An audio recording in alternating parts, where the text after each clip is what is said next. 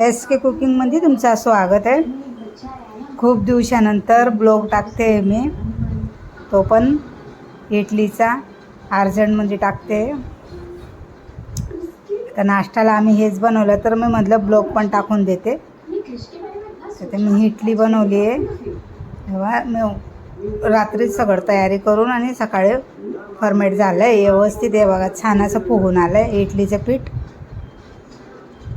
याच्यात मी 3 वाटी कच्चा तांदूळ आणि 2 वाटी आपला उकडा तांदूळ घेतला आहे आणि 2 वाटी आपलं डाळ घेतली उडदाची. 6 तास भिजत घातलं आणि मग रात्री वाटून आणि मी असं झाकून ठेवलं आहे. छान फुगून गेलं. आता गरमीनं छान फुगतं आहे. आता आपण इडली बनवूया. आता हे साच्याला मी इडली भांड्याला मी तेल लावलं आहे.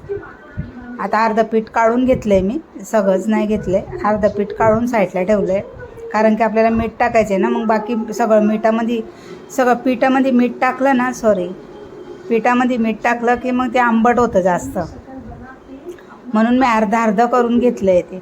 ते बाकी नंतर काम येणार. डोसा बनवाय इडली बनवाय एकसारखंच असणार ते. आता मी अर्धा चमचा भरून माझं छोटं आहे ना इडलीचं साचा, तर छोट्याच बनतात त्याच्यात, जास्त मोठे बनत नाहीत. तर पाणी उकळून झालं आहे बघा छान. मी आधीच उकळायला ठेवलं होतं पाणी.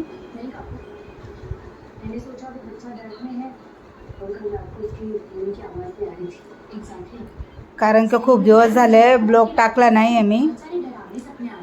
तुम्हाला लोकांना वाटत असेल का बंद करून दिले, ब्लॉग येत नाही. ते एडिटिंग करणारवाली आहे ना, बिमार होती. जी एडिटिंग करते ना, तिची तब्येत खूप खराब होती. तिला लूज मोशन झालेला,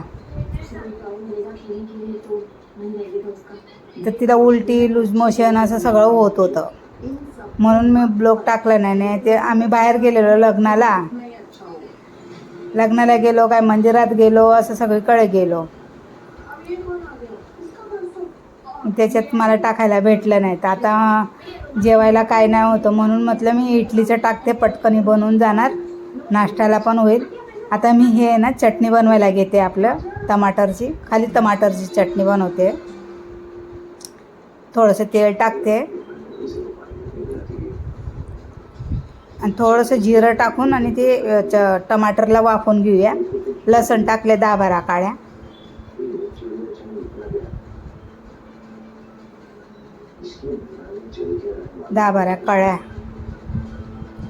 आता हे झाकण ठेवून आपण वाफवून घेऊया. एक टमाटर माझा अख्खा राहून गेला, त्याच्यात अर्धाच्या थोडीशी हळद घालूया आणि मीठ घालूया, म्हणजे पटकन वाफून होऊन जाणार, टाईम नाही लागणार.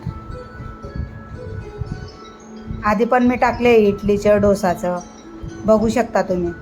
कमेंटमध्ये सांगा मला काय करायचं म्हणून, मला काहीतरी आयडिया द्या. आता गरमी पण खूप होते ना, तर मला पण गॅसजवळ थांबायला होत नाही, कारण की ते मला थायरॉइडचा त्रास होतो खूप. मला कमेंटमध्ये सांगा काय बनवायचं, काय दाखवू तुम्हाला मी रेसिपी. आता छान असे मसे आपले टमाटर वाफून झाले. तर चाय ठेवते मी एका साईडला. इडली होते आपली, 15 ते 20 मिनटं लागतात.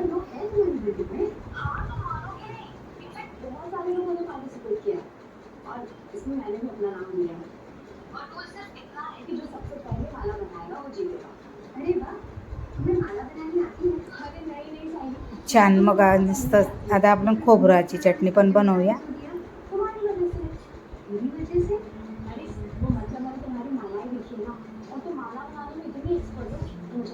लसण टाकते आणि मिरची, थोड्याशा डाळ्या टाकूया, जिरं टाकूया.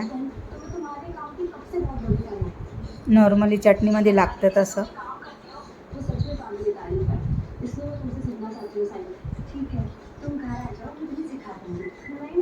माझ्याकडे शेव पण होती, ते शेव पण टाकते मी. मीठ घालूया चवीप्रमाणे. आणि अर्धा लिंबू पिळून घेतला आहे. थोडं पाणी टाकून मस्त वाटून घेऊया आपण.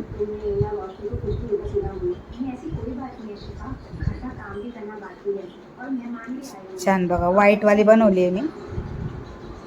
आपल्याकडे टमाटरची चटणी पण आहे. हे 2 चटण्या बनवल्या मी इडलीसोबत खायला. एका भांड्यामध्ये काढून घेते. पाणी टाकू शकता जास्त कमी तुम्ही. आता हे पण याच्यातच वाटून घेतलं आहे. थोडंसं धुवून घेतलं आहे भांडं. टमाटर बघा छान मस्त असे शिजलेत. खूप सुंदर लागते याची चटणी पण.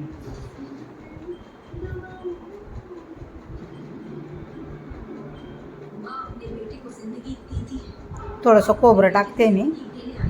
खूप सुंदर बनते चटणी. लसूण आणि आपण मीठ घातलंच आहे ऑलरेडी.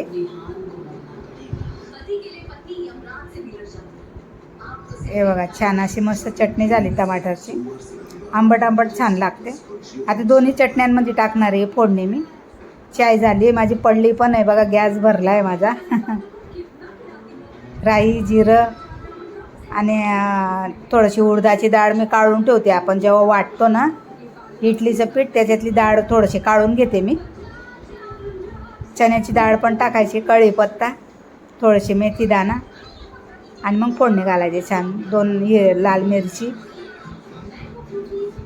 दोघींनी चटण्यामध्ये थोडं थोडं टाकूया.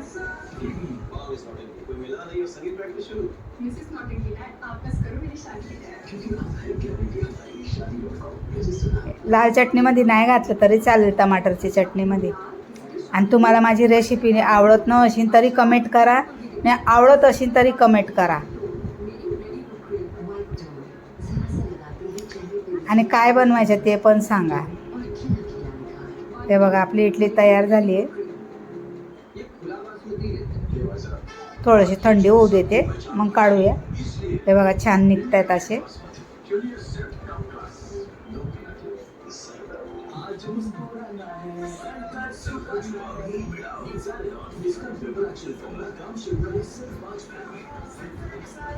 चमच्यानं काढते मी. छोटे चम्मच आहे ना त्याच्यानं काढते. आणि तुम्हाला आवडलं असेल तर नक्की लाईक शेअर सबस्क्राईबर करा.